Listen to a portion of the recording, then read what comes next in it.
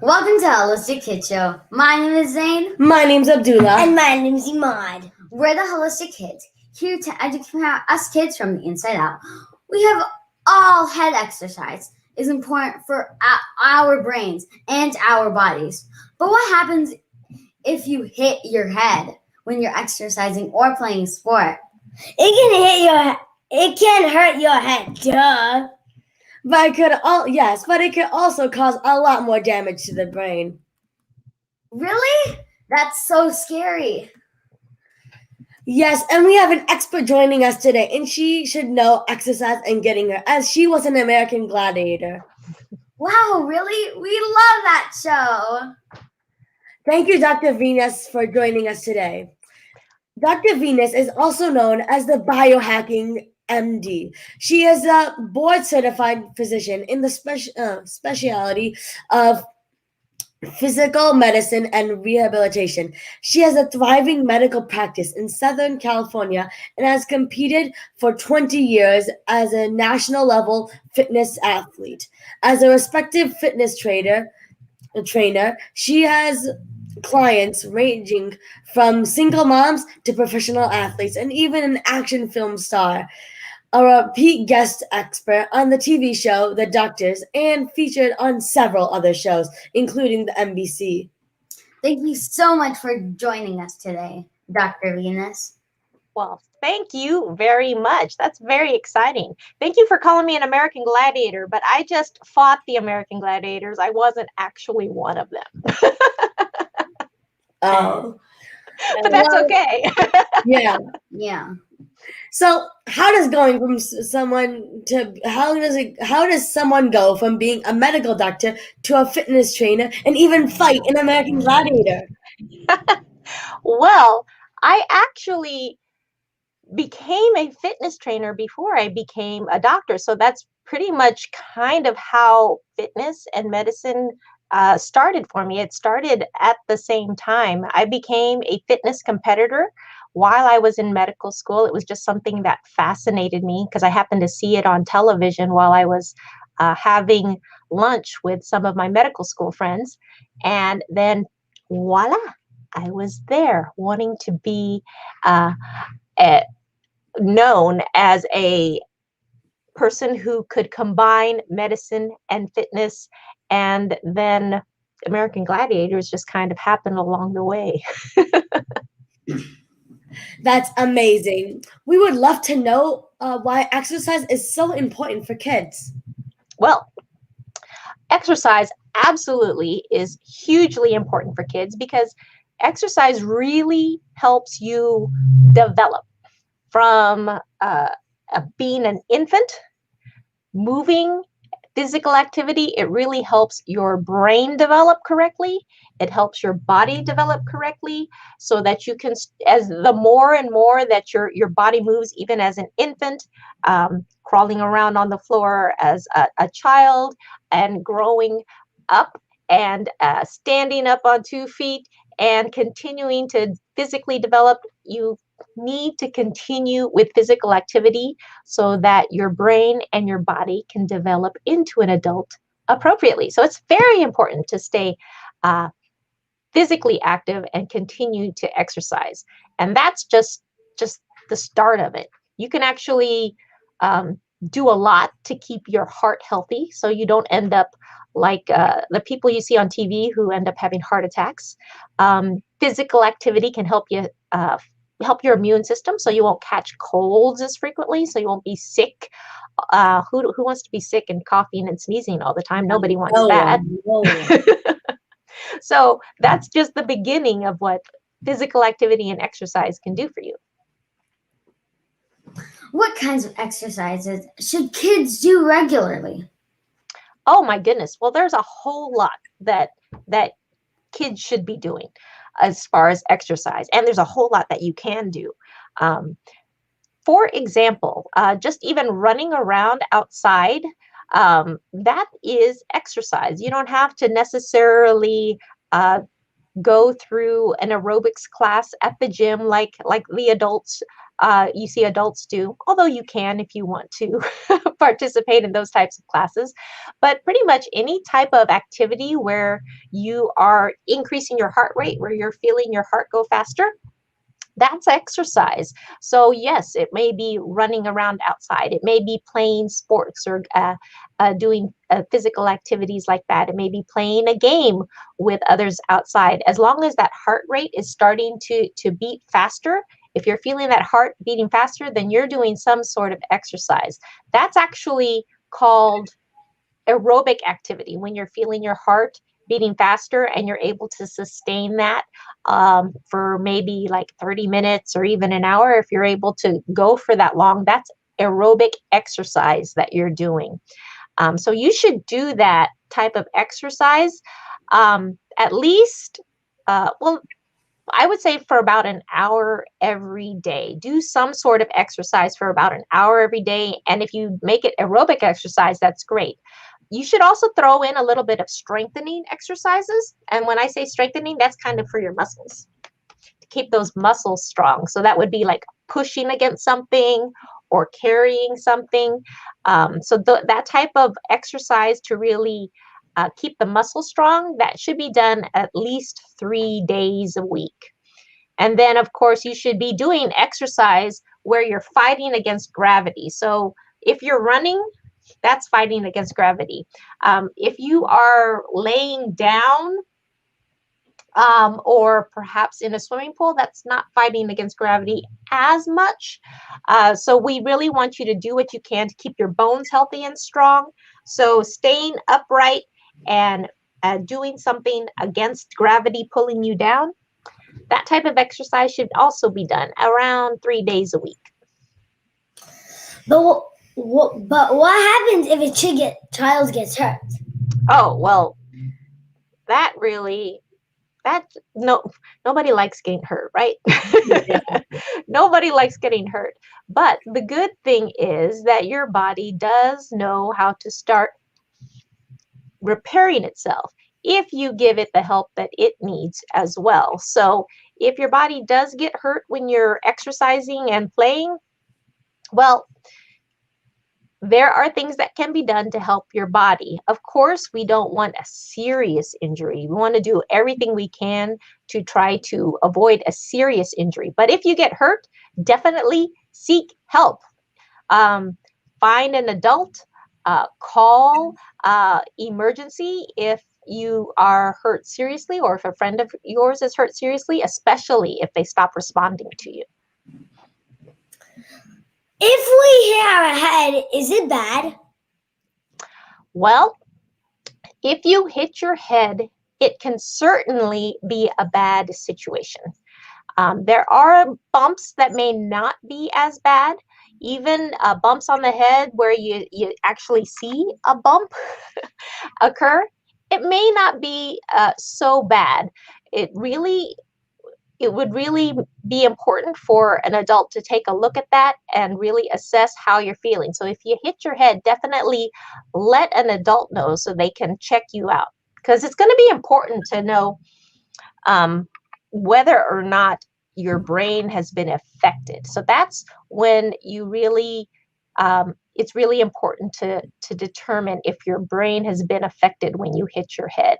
And ways that you can kind of tell that, and things that an adult might be looking for, would be maybe if you seem a little bit confused or dazed, and especially if you lose consciousness. If a friend of yours hit their head and loses consciousness and they're not responding at all, absolutely, that's a bad situation.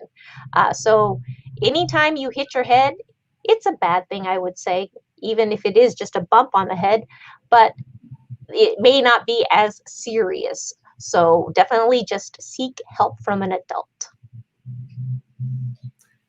Are there different types of head trauma? Oh, certainly. There's definitely a lot of different types of head trauma. You may have something simple where you have bumped your head, maybe a little bit of a bump popped up, but you never lost any kind of consciousness, or you never seemed a little bit confused or dazed.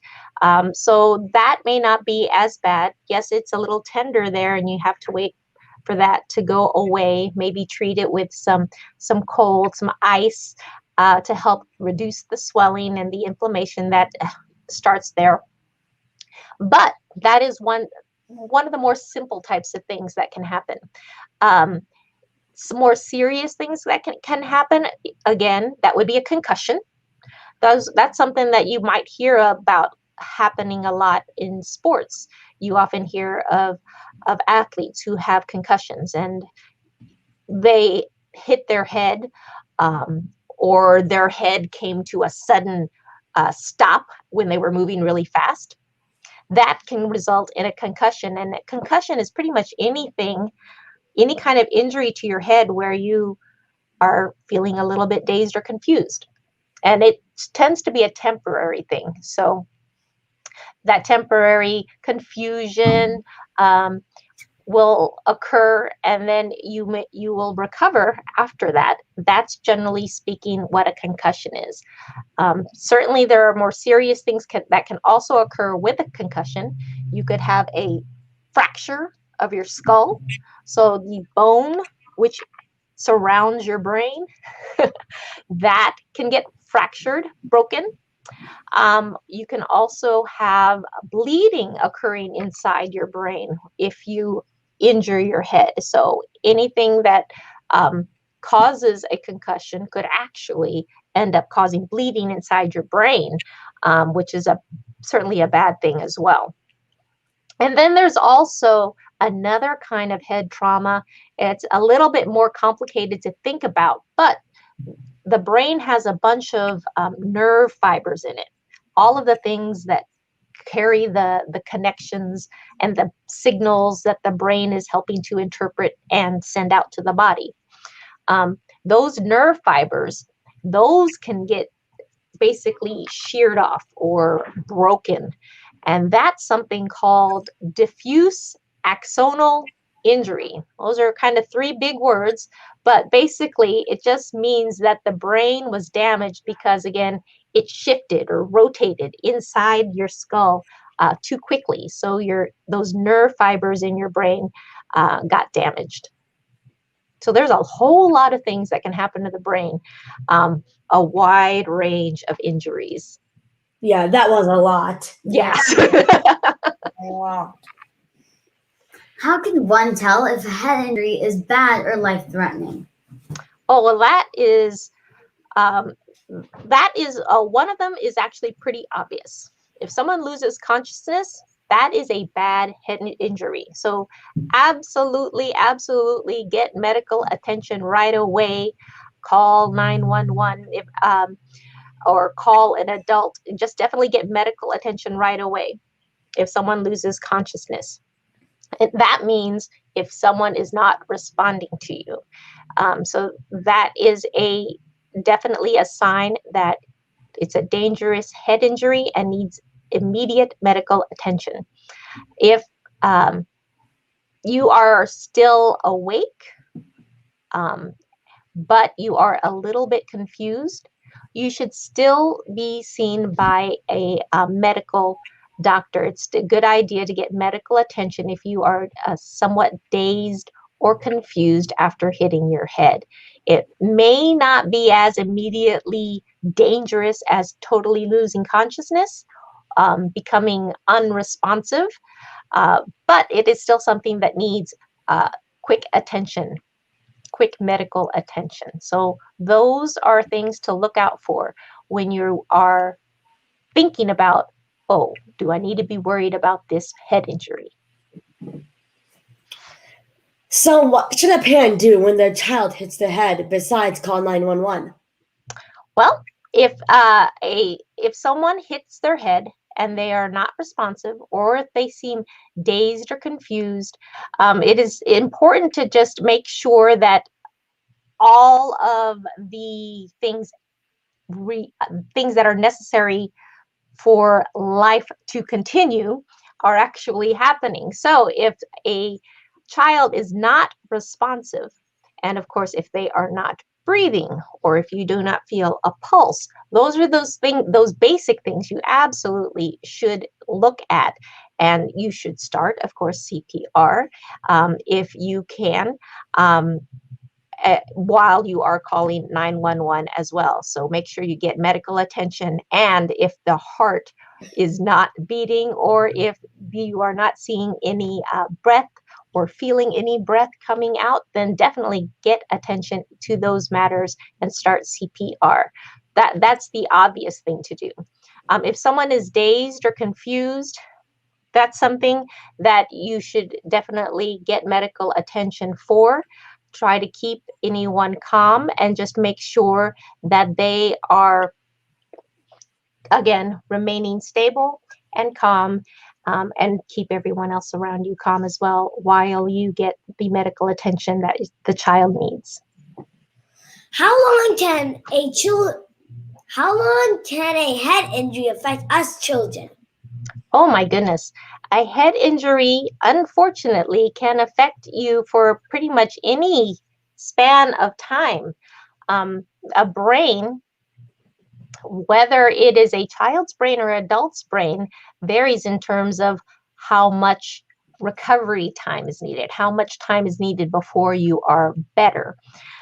If you have something like a concussion where you are temporarily dazed, temporarily confused, that may recover in 5 minutes. It could recover in an hour. It depends on how much damage that there actually was, and then that would mean you had either a mild concussion or a more severe concussion. So it really depends on the person and the specific injury.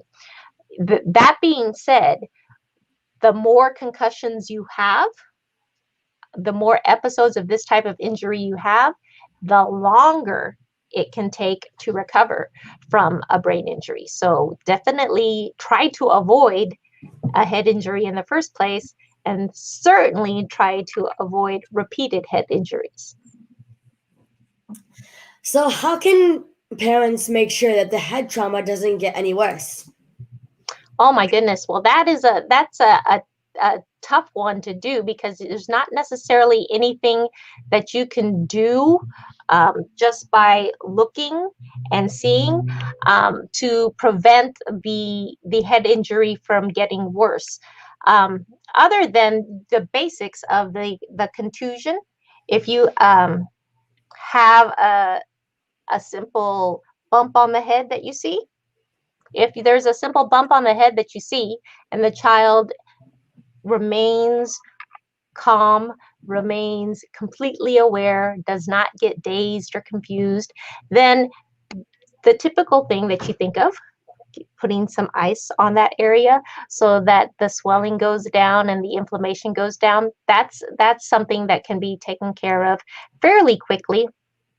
But as far as the recovery from brain injury, that you can do, not being a doctor, really the best thing that you can do is to help the child. If you are an adult, help the child stay calm throughout the period while you are waiting for medical attention. What long-term effect do a head injury lead to? Oh my goodness. Well, again, it really depends on the type of head injury that you have, and it depends on how severe it is. But there can be, even with just a mild concussion, you may have some headaches. You could have just confusion. You can have some memory problems. You have difficulty remembering where you put things. You can feel angry or more frustrated more easily. You may feel a little irritable, like a brother or sister may be bothering you even more than they usually do. So things like that can certainly be symptoms that stick around for a while after you've had a head injury. Again, if you have a really severe one, then you're talking about much more significant problems that can happen. Difficulty walking or even difficulty speaking. Those are really significant head injuries. So that is scary. Is it Yeah. bad to exercise? Is it bad to exercise? Oh, my goodness. I wouldn't say that you should not exercise just because you are afraid of a head injury. That's almost like going at life being afraid to live. So I would say stay physically active, exercise, and do what you can to keep your body strong, keep your muscles strong, and do things that will help prevent some of the severe things from happening should you be put in a position where a head injury occurs. Um, for example, if you're doing something like soccer, soccer is something where you may collide with other people, and you may even see that some people do headers where they're hitting the ball with their head. Now, that seems like it could possibly lead to concussions occurring if you're constantly hitting your head against a ball. That is just right there, a collision happening. So, if doing headers is something that you are doing in soccer, I'm not going to say that no one should play soccer, but there are things that you can do to perhaps make sure that you are as protected as possible and your body is as conditioned or as prepared as possible to prevent a more serious injury.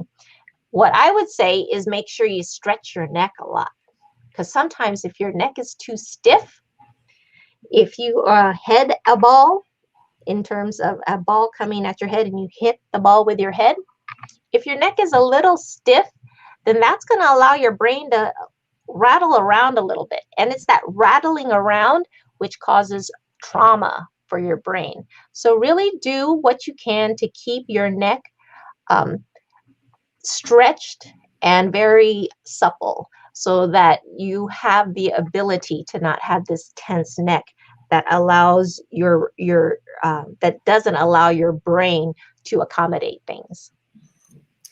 So you were talking about soccer, but what about football or the other football? Yeah, soccer again is just the other football. That's right. Soccer is certainly just an example. Soccer, or in the European countries, football. um, that's certainly just an example of one of the sports. Football is probably, American football is probably one of the sports where you hear so much of concussions occurring. Very similarly, when you're training for football, again, keep your neck as supple as possible. Do those exercises, those stretching exercises that keep your neck supple, so that if you do have those jarring injuries, you're not dealing with a stiff neck that doesn't accommodate for movement as much. And make sure that, of course, your whole upper body and your core. When I say your core, is like all these muscles inside here in your center part of your body, like around your spine that goes up and down. All of that area, make sure that it's really strong. So that's, again, going to just basically be the exercises that I talked about earlier on, where I said the aerobic exercise and the strengthening exercise and the bone strengthening exercises. Continue to do all those type of exercises to keep all of your body strong, so that your muscles and tendons are able to accommodate movements, and keep your muscles stretched so that they can continue to move with the movements that you're doing in sports. That's the best thing you can do to protect your head as much as possible when you're doing these really strong, impactful sports. Are there any other lifestyle tips you can give us to make sure us strong? Well, I really think that staying fit, maintaining your physical activity is super, super important. absolutely important. But again, as much as I'm asking you to stay physically active and exercise at least 60 minutes a day, for the older kids, actually younger kids. I think it's the CDC that says younger kids, ages below 5 years and below, should just be active throughout the day, as much as possible throughout the day. But if you're older than that, according to the CDC, at least 60 minutes of physical activity every day is advised. So other than doing that, keeping your body healthy so that it can fully recover from any exercise that you're doing will be very important. So absolutely get good night's sleep. So important for your body's recovery, because if you're feeling too tired the next day, then your mind and your body cannot appropriately function. What is one thing parents and us kids do to protect our heads? Oh my goodness. Well, the number one thing that you can do, which is the number one obvious thing that you can do, is to wear protective helmets when you're doing things like riding bikes, riding on skateboards, things of that sort. Definitely do what you can to actually physically protect your head. And that means that the helmet needs to fit well. You can't just like slap a helmet on there and it's jiggling around as you're riding on top of your bike. It needs to fit nice and snug on your head with the chin strap appropriately fit. I don't want it strangling you, but it needs to fit well. So that's a number one thing to obviously remember when you're doing physical activities like skateboarding, roller skating, rollerblading, inline skating, bicycling, anything of that sort. Because I love my head. Okay. Wow, you're so inspirational. Where can people learn more about you and your work and free gifts?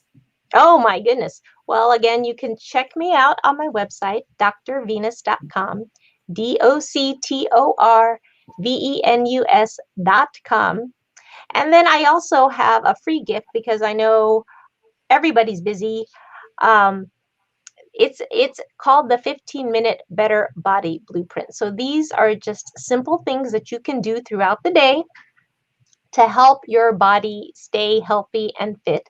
And it only takes 15 extra minutes out of your day. So try it, 15 minutes, and see how much better you feel. That was so empowering. Everyone make sure to follow Dr. Venus on social media. Thank you so much, Dr. Venus. Let's recap Dr. Venus's key points. Getting us kids moving and playing daily is important for better brain, body, and behavior, but it is important to stay safe.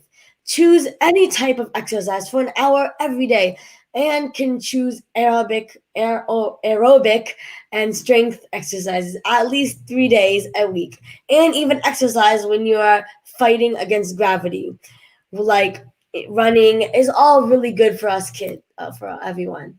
There are 3 different types of head trauma, which is any trauma to the scalp, skull, and brain. The injury can be minor, like a bump on the head, or a serious brain injury. These types are a concussion, or contusion, or a bruise on the brain, or a skull fracture. Look for serious signs, head injury, confusion, or feeling dazed, clumsiness, speech, nausea, or vomiting, headache, balance, problems of dizziness, blurs vision, and sensitivity to light. Anyone who sees someone with symptoms of a severe head injury should call 911 or their local emergency number. It is best not to move a person with a severe head injury to avoid making the injuries worse. People should also not attempt to remove a person's helmet if they are wearing one. A concussion left untreated can lead to long-term complications. Potential complications of a concussion include chronic headaches, memory problems, and post-concussion syndrome, which is headaches, dizziness, mood swings, and brain fog that can continue for months or even years after concussion. So make sure to see your local doctor. If you play sports, make sure you stretch your neck and wear protective gear to protect your head during the sports. Wow, Dr. Venus, that was amazing. Thank you again for honoring us with your time. Absolutely. I am really thrilled that I had the opportunity to speak to you. Thank you, everyone, for tuning in. Until next time, I'm Zain Ansari. I'm Abdullah. And I'm Maud. Follow my family and I on social media, The Holistic Mom M.D. And look out for my mom's book, The Holistic RX, Your Guide to Healing Chronic Inflammation and Disease, the pandemic prescription, and the amazing children's book we wrote together called Adam's Healing Adventure.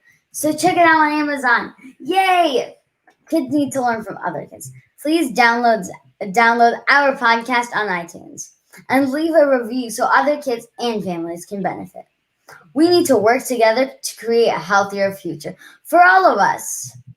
So join us next week for another episode of the Holistic Kid Show, where kids are empowering kids. Thank you, everyone. Thank you, everyone.